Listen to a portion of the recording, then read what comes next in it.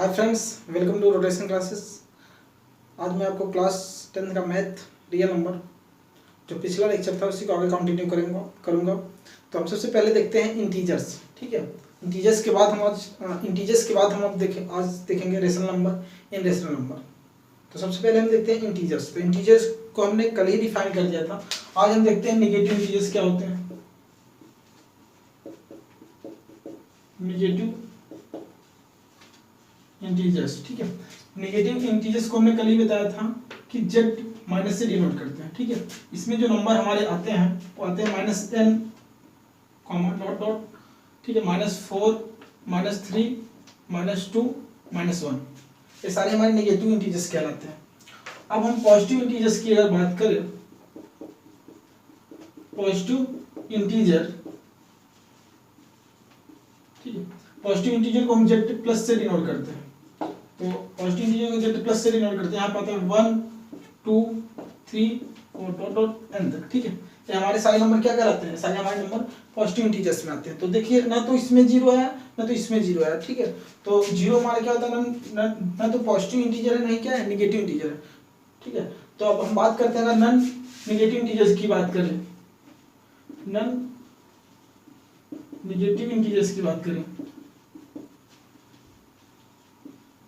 ठीक है, अगर हम नन निगेटिव इंटीजर्स की बात करते हैं तब देखिए यहाँ पे हो जाएगा 0 1 2 3, ठीक है, डॉट डॉट n तक। अब जिसमें जीरो आएगा। अगर हम नन पॉजिटिव इंटीजर्स की बात करें, none positive integer,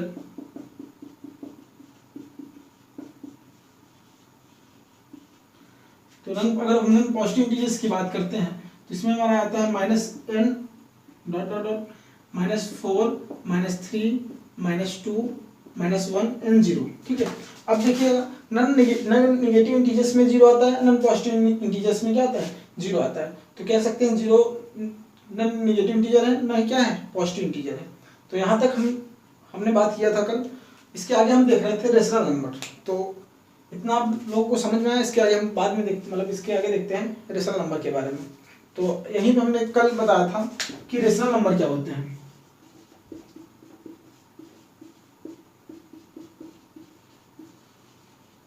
rational numbers, फिर से हम इसको रिकॉल करते हैं रेशनल नंबर को। तो सबसे पहली प्रॉपर्टी हमने बताया था कि इसको हम p बाई क्यू के फॉर्म में रिप्रेजेंट करते हैं। और यहाँ पे कंडीशन क्या होती है? कंडीशन यहाँ पे होती है q does not equal to 0। ये सारे हमारे क्या कहलाते हैं? मतलब इस तरह के अगर नंबर को रिप्रेजेंट करें तो कहलाता है रेशनल नंबर। दूसरी कंडीशन इसमें हमने बताया था कि p एंड q आर को प्राइम नंबर। क्या? को प्राइम नंबर्स। तो यहाँ पे देखते हैं P और Q जो होने चाहिए वो को प्राइम नंबर्स होने चाहिए। को प्राइम नंबर्स का मतलब होता है कि इन दोनों के बीच में 1 के अलावा कुछ भी कॉमन ना हो, तो ये दोनों नंबर्स क्या कहलाएंगे? को प्राइम नंबर्स। तो थर्ड हमने कंडीशन बताई थी कि अब अगर, ठीक है, अगर डेसिमल फॉर्म में लिखा जाए तो क्या हो? तब रिपीटिंग हो। क्या हो? रिपीटिंग हो। ठीक है, नंबर बार बार क्या करें? रिपीट करें। जैसे 1.666, ठीक है, इस तरह से अगर नंबर लिखते हैं 1.777, इस तरह से बार बार वही नंबर क्या हो? रिपीटिंग हो। तब इसको भी हम क्या कर सकते हैं? इसको भी हम रेशनल नंबर में कन्वर्ट कर सकते हैं या रेशनल नंबर कर सकते हैं। और हमने फोर्थ बताया था फोर्थ में कंडीशन में क्या थी? टर्मिनेटिंग और नॉन टर्मिनेटिंग। ठीक है, टर्मिनेटिंग और नॉन टर्मिनेटिंग। ठीक है, अगर नंबर टर्मिनेटिंग है तब भी इसको हम p बाई क्यू के फॉर्म में रिप्रेजेंट कर सकते हैं, और नॉन टर्मिनेटिंग नंबर है तब भी इसको p बाई क्यू के फॉर्म में क्या कर सकते हैं? रिप्रेजेंट कर सकते हैं। लेकिन नॉन टर्मिनेटिंग कंडीशन क्या होनी चाहिए? नंबर रिपीट करने चाहिए। रिपीटिंग का केस लगता है। ठीक है, रिपीटिंग हो लेकिन क्या होना चाहिए? नॉन टर्मिनेटिंग हो। तब हम क्या कर सकते हैं? इसको रेशनल नंबर में कन्वर्ट कर सकते हैं। अगर रिपीटिंग है, टर्मिनेटिंग है, तब भी इसको p बाई क्यू के फॉर्म में रिप्रेजेंट कर सकते हैं। अगर, ठीक है, अगर नॉन टर्मिनेटिंग है तभी इसको सिंपली क्या कर सकते हैं? p बाई क्यू के फॉर्म में, सॉरी, अगर नॉन टर्मिनेटिंग है, रिपीटिंग नहीं है, तो उसको हम रेशनल नंबर के फॉर्म में रिप्रेजेंट नहीं कर सकते। तो इतनी प्रॉपर्टी थी रेशनल नंबर के बारे में। अब इसके बाद हम देखते हैं इन रेशनल नंबर। ठीक है, इसके बाद देखते हैं इन रेशनल नंबर। ठीक है, इन रेशनल नंबर्स के बारे में देखते हैं। तो सिंपल सी बात होती है कि इसको हम p बाई क्यू के फॉर्म में नहीं रिप्रेजेंट कर सकते हैं। और दूसरी प्रॉपर्टी इसमें होती है कि क्या होती है, ये ना तो रिपीटिंग होते हैं ना तो क्या होते हैं, नॉन टर्मिनेटिंग नॉन रिपीटिंग। ठीक है, क्या होते हैं, नॉन टर्मिनेटिंग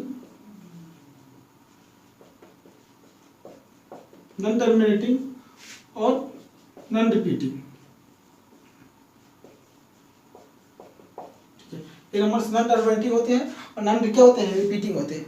ठीक है, तो इन नंबर्स को हम क्या बोलते हैं, इन नंबर्स को बोलते हैं इनरेशनल नंबर। एग्जांपल में जैसे इसका हम देखना चाहें तो √3, √2, √5 और पाई, ये सारे हमारे क्या है, सारे हमारे इनरेशनल नंबर है।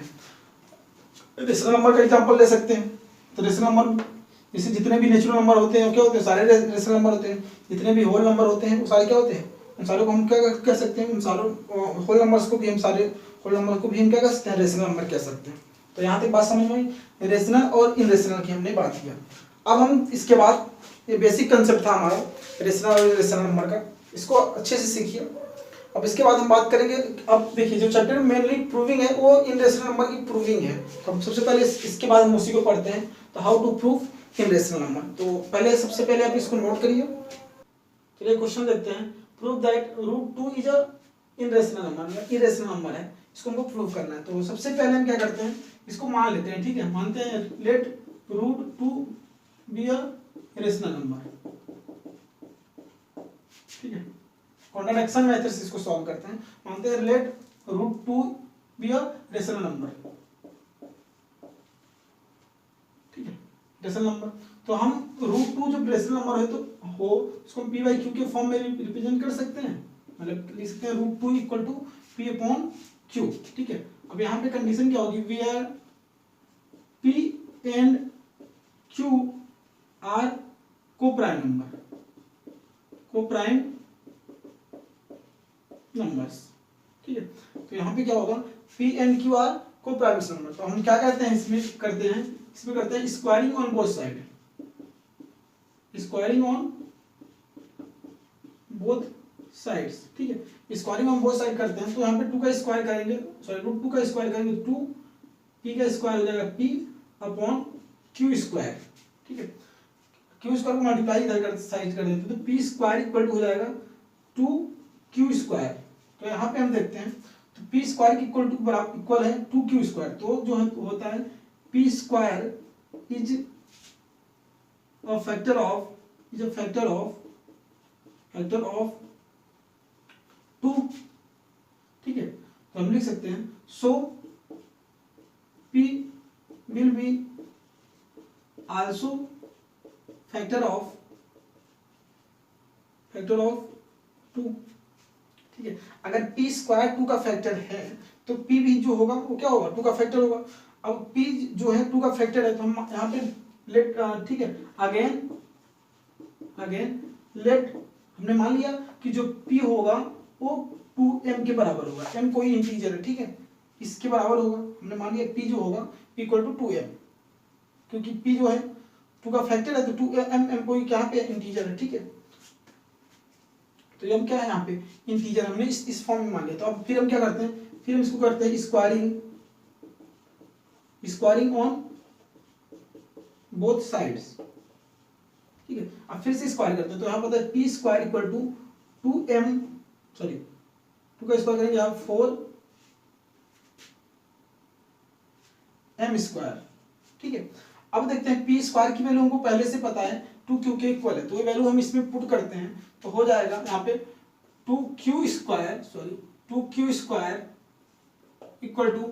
4m²।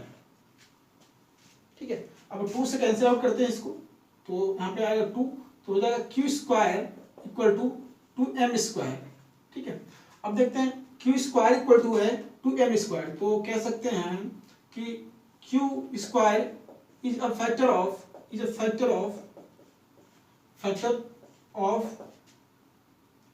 2, तो q will be also factor of। अब यहाँ पे हमने देखा था, तो हमने जब शुरू में माना था कि p and q are coprime number, अब यहाँ पे देख रहे हैं जो p का एक फैक्टर 2 आ रहा है, q का भी एक फैक्टर 2 आ रहा है। ठीक है, तो हम क्या कह सकते हैं, जो बाय कॉन्ट्राडिक्शन, ठीक है, बाय कॉन्ट्राडिक्शन क्या कह सकते हैं, बाय कॉन्ट्राडिक्शन ठीक है, कि root 3 is a irrational number, क्योंकि वहाँ कॉन्ट्रडिक्शन गलत हो गया ना कि यहाँ पी एंड क्यू आर को प्राइम नंबर होने चाहिए, लेकिन यहाँ पे पी का भी फैक्टर 2 आ रहा है एंड क्यू का भी फैक्टर 2 आ रहा है। तो अब आप लिख सकते हैं 2 is the factor of both P and Q, ठीक है। सो तो हेंस क्या हो जाएगा, हेंस, ठीक है, हेंस लिख सकते हैं। तो root 2 is a irrational number.